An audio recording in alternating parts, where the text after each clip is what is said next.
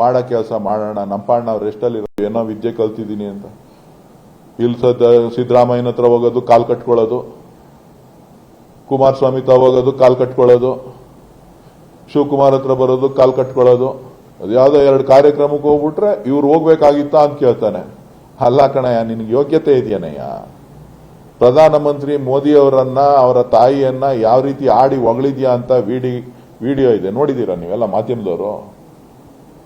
132 ಕೊಠಡಿ ಇದೆ, ಅವನಿಗೆ ಊಟ ಹಾಕಕ್ಕಾಗಲ್ಲ ಅಂತ ಅಂದವನ್ ಕೈ ಬಾಯಲ್ಲಿ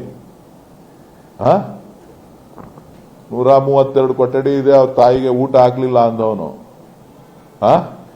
ಇವನು ಏನು, ಇವ್ರ ಅಪ್ಪ ಅವನ್ನ ಇದನ್ನ ಸಮಾಧಿಗೆ ಪೂಜೆ ಮಾಡದೇ ಇದ್ದವನು ಬೇರೆಯವ್ರ ಸಮಾಧಿಗೆ ಹೋಗಿ ಪೂಜೆ ಮಾಡ್ತಾನೆ. ಎಂಥ ಡ್ರಾಮಾನಪ್ಪ ಕಲಾವಿದ. ಅಬ್ಬಬ್ಬಬ್ಬಬ್ಬಬ್ಬ, ಏನ್ ಕಲ್ತಿದ್ದಾನೆ. ಇದೇ ತರ ಏನಾರ ಮುಂದುವರಿಸಿದ್ರೆ ಪ್ರತಿಯೊಂದು ಅತ್ಯಾಚಾರದ ಏನೇನು ಕಾಪಿಗಳಿದೆ ಎಲ್ಲವನ್ನೂ ಕೂಡ ಇಡೀ ಕ್ಷೇತ್ರದ ಮನೆ ಮನೆಗೆ ಕಾಂಗ್ರೆಸ್ ಕಾರ್ಯಕರ್ತರು ಹಂಚುವಂತ ಕೆಲಸ, ಒಂದಿನ ಹಂಚೋದಿಲ್ಲ, ನಿರಂತರವಾಗಿ ಹಂಚುವಂತ ಕೆಲಸ ಮಾಡ್ತಾರೆ. ಎಚ್ಚರಿಕೆ ಇರಲಿ.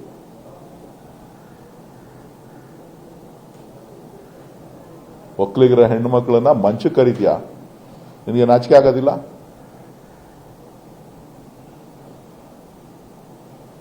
ದಲಿತರನ್ನ ಮತ ಬೇಕು ಉಪಯೋಗಿಸ್ಕೊಂಡು ದಲಿತರನ್ನ ಬಾಯಿಗೆ ಬಂದಂಗೆ ಮಾತಾಡ್ತೀಯ.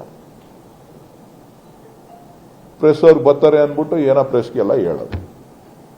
ನಾನು ಪ್ರೆಸ್ ಇಟ್ಟಿದ್ದೀನಿ, ನನ್ನ ಮೇಲೆ ಕೇಸ್ ಹಾಕ್ತೀರೇನ್ರಿ, ನನ್ನ ಮೇಲೆ ಮಾತಾಡ್ತೀರೇನ್ರಿ ಅಂತ ಧಮಕಿ ಬೇರೆ ಹಾಕೋದು ಪ್ರೆಸ್ ಅವ್ರಿಗೆ. ಇನ್ನೇನ್ ಬೇಕು ಹೇಳ್ರಪ್ಪ ರೀ. ನಾಯಿ ಬೊಗಳವ್ರಿಗೆ ಕಾನೂನೇನ್ರಿ ಇದೆ? ಕಾನೂನನ್ನ ಮೀರಿದಂತ ವ್ಯಕ್ತಿ ಆತ, ಕಾನೂನನ್ನ ಮೀರಿದಂತ ವ್ಯಕ್ತಿ ಆತ. ಕಾನೂನು ಮಾಡುವಂತ ಸ್ಥಳದಲ್ಲಿ ಈತ ಅತ್ಯಾಚಾರ ಮಾಡಿದ್ದಾನೆ ಅಂತ ಅಂದ್ರೆ ಎಲ್ಲಪ್ಪ ಕಾನೂನು? ಏನೋ ಅಣ್ಣ ನೀನು ಹಿಂಗಾಗ್ಬಿಟ್ಟಲ್ಲಪ್ಪ, ಹೊಟ್ಟೆ ಉರಿತದೆ ನನ್ಗೆ ನೀನ್ ಕೇಳ್ತಾ ಇರೋ ಪ್ರಶ್ನೆಗೆ.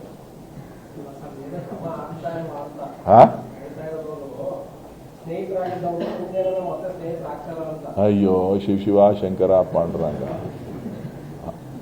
ಪುಣ್ಯಾತ್ಮನ್ನ ಏನಾರ ಮಾಡ್ಕೊಬಿಟ್ರೆ ರೀ ಅವನಿಗೆ ಯಾರ ಮೇಲೂ ನಂಬಿಕೆ ಇಲ್ಲ ರೀ. ಅವನು ಯಾರನ್ನೂ ನಂಬಲ್ಲ. ಅನುಮಾನದ ಪಿಚಾಚಿ ಇನ್ನೂ ಬೇರೆ ಬೇರೆ ಇದೆ, ಹೇಳಲ್ಲ ನಾನು.